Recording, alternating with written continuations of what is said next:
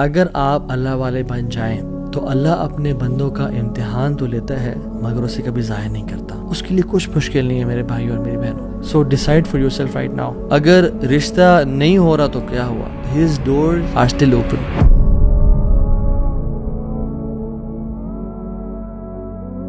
بسم اللہ الحمد للہ والصلاۃ والسلام علی رسول اللہ وبعد. اعوذ باللہ من الشیطان الرجیم. رب اشرح لی صدری ویسر لی امری واحلل عقدۃ من لسانی یفقہوا قولی.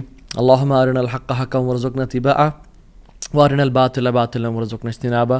اللہم انفعنا بما علمتنا وعلمنا ما ينفعنا وزدنا علما. آمین یا رب العالمین. Welcome back to another episode of Wednesday Night Exclusive. آج ہم بات کریں گے سیڈنس کے اوپر، پریشانی، مصیبتوں کے اوپر، جو لائف میں ہماری زندگی بالکل رک سی جاتی ہے، بند ہو جاتی ہے، کچھ سمجھ نہیں آتا کہ کہاں جائیں، کیا کریں. So don't be sad. یہ ہمارا آج کا ٹاپک ہے اور ہم 3 پرنسپلز کی بات کریں گے، 3 اللہ کے ناموں کے بارے میں بات کریں گے کہ اگر کوئی بھی شخص ان کی امپلیکیشن، اس کا مطلب اور اس کی ٹرو ایسنس کو سمجھ لے تو اس کی لائف میں جو پرابلمز ہیں وہ ڈیمینش ہو جاتی ہیں. وہ پرابلمز نہیں رہتی، اس کو سکون اور چین نصیب ہوتا ہے. اور وہ 3 نام کیا ہیں اللہ تعالیٰ کے؟ قادر، قدیر اور مقتدر. ان تینوں کا تقریباً ایک ہی مطلب ہے. قاف، دال اور را ان کا روٹ ورڈ ہے. قادر قرآن میں 12 دفعہ آیا ہے، قدیر 45 ٹائمز آیا ہے اور مقتدر 4 دفعہ آیا ہے. وچ شوز کہ اللہ سبحانہ تعالیٰ ہر چیز پر فل قدرت رکھتے ہیں. اللہ تعالیٰ ہر چیز پر قادر ہیں. اللہ تعالیٰ اسباب کے محتاج نہیں ہے.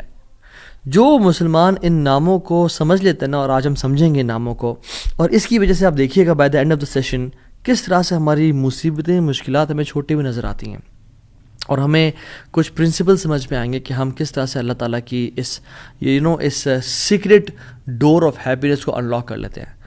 خدا کی قسم مسلمانوں ہمیں خوش ہو جانا چاہیے. وہ کسی چیز کا محتاج نہیں ہے، نہ وہ اسباب کا محتاج ہے، نہ وہ لوگوں کا محتاج ہے، نہ وہ ٹائم اینڈ اسپیس کا محتاج ہے، نہ وہ لاز آف فزکس کا محتاج ہے. ہر چیز اس کی محتاج ہے، وہ کسی چیز کا محتاج نہیں ہے. So great news to all the Muslims. اگر ڈاکٹرز نے جواب دے دیا تو کیا ہوا؟ وہ قادر ہے، قدیر ہے، مقتدر ہے. اگر رشتہ داروں نے چھوڑ دیا تو کیا ہوا؟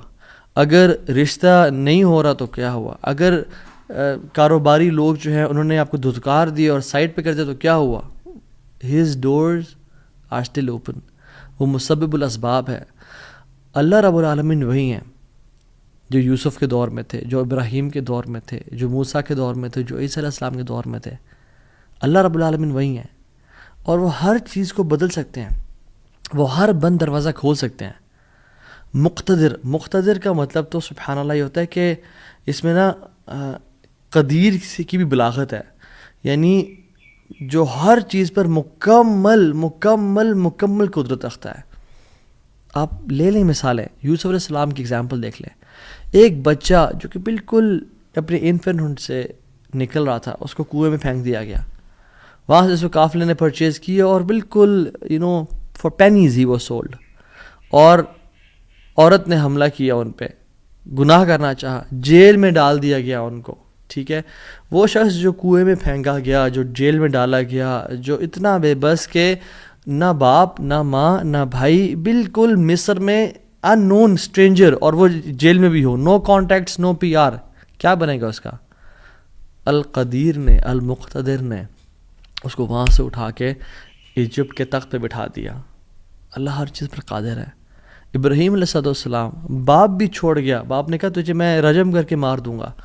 ہر کوئی ساتھ چھوڑ گیا، حتیٰ کہ سب جمع ہو گئے ان کے خلاف اور ان کو برہنہ کر کے کیٹاپلٹ میں ڈال دیا. اور وہاں سے جب آگ میں ڈالنے لگے تو کیا پڑھا ابراہیم نے؟ حسبی اللہ و نعم الوکیل. مجھے اللہ کافی ہے. اور کیا ہی وہ نعم الوکیل، کیا بہترین دوست ہے، کیا بہترین کارساز ہے وہ. اور اللہ تعالیٰ نے وہ کس طرح کا قادر ہے، وہ کس طرح قدیر اور مقتدر ہے کہ اس نے ہواؤں کی ڈائریکشن کو نہیں پھیرا، نہ ہی اس نے سمندروں کے رخ کو بدلا، نہ ہی اس نے کوئی پرندے بھیجے جو کہ اس پانی کو، اس آگ کو ٹھنڈا کر دیں پانی پھینک کے. نہیں، بلکہ ڈائریکٹ اس آگ کو کہا جس کی صفت ہے جلانا، قُلْنَا يَا نَارُ كُونِي بَرْدًا وَسَلَامًا عَلَىٰ إِبْرَاهِيمَ.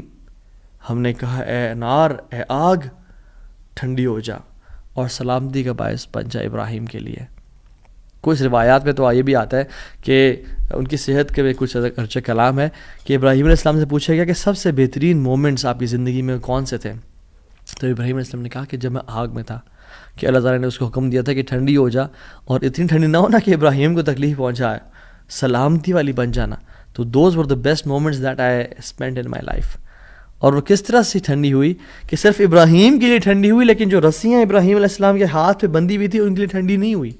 اس رسیوں کو جلا دیا مگر ابراہیم علیہ السلام کے بال تک کو بھی نہیں جلایا. اور جب ابراہیم اس آگ سے نکلے تو ان کا جو باپ تھا آزر وہ دیکھ رہا تھا اور کہتا ہے نعم رب کو یا ابراہیم، کیا رب ہے تیرا ابراہیم. یعنی ایک کافر کو ایک مشرک کو تو یقین آ گیا کہ کیا رب ہے ابراہیم کا. ہم نے 50-60 سال زندگی گزار لی لائف کے، کچھ نے مجھ جیسے نے تو 20-30 سال گزارے زندگی کے.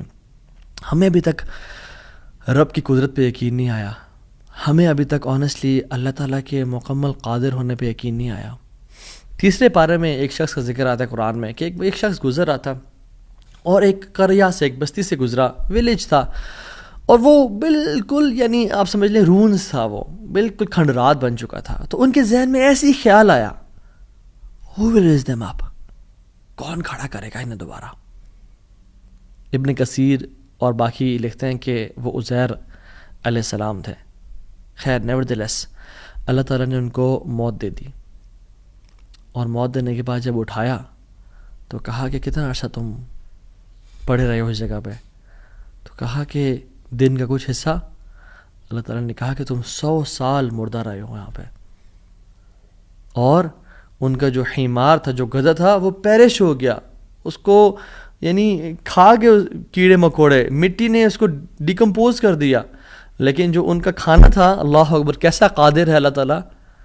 فانظر الی طعامک وشرابک لم یتسنہ، اپنے کھانے کو دیکھو اور اپنے پینے کو دیکھو، اس کو کسی نے چھوا بھی نہیں ہے. کھانا ہم باہر سے آرڈر کرتے ہیں، کچھ کھا لیں تو فریج میں نہ رکھیں، اور ایک دن گزر جائے تو وہ باسی ہو جاتا ہے، خراب ہو جاتا ہے. ایک دن کھانا برداشت نہیں کر سکتا، لیکن 100 years گزر گئے، کھانے کو کسی نے چھوا بھی نہیں. اور جو حمار تھا، جو گدھا تھا ان کا، وہ بالکل پیرش کر گیا اور ڈیکمپوز ہو گیا.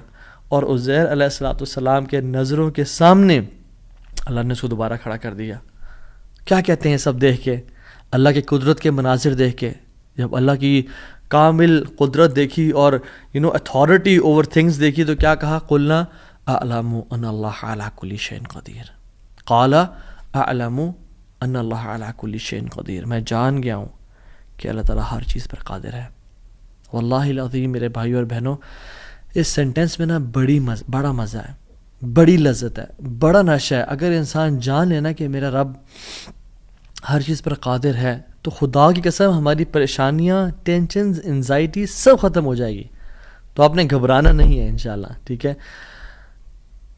اگر ایک چیز زندگی میں آپ کی ہے جو اس لیسن کا جو ہے نا، آج کے سبق کا جو آج کے جو اس پوڈ کاسٹ شو کہہ لیں اس کو آپ، اس کا جو کرکس ہے وہ یہ ہے، اگر آپ اللہ والے بن جائیں تو اللہ اپنے بندوں کا امتحان تو لیتا ہے مگر اسے کبھی ضائع نہیں کرتا. اللہ اکبر. اس کو لکھ لیں اپنے ذہن پہ اور ساری زندگی اس کو پکڑ کے رکھیں. اگر آپ اللہ والے بن جائیں تو اللہ سبحانہ و تعالیٰ اپنے بندوں کا امتحان تو لیتا ہے کہ میرا بندہ سچا ہے یا نہیں، میرا ہے یا نہیں، لیکن خدائی قسم کبھی ضائع نہیں کرتا. شرط یہ ہے کہ آپ اللہ والے بن جائیں اور نیت صاف ہونی چاہیے.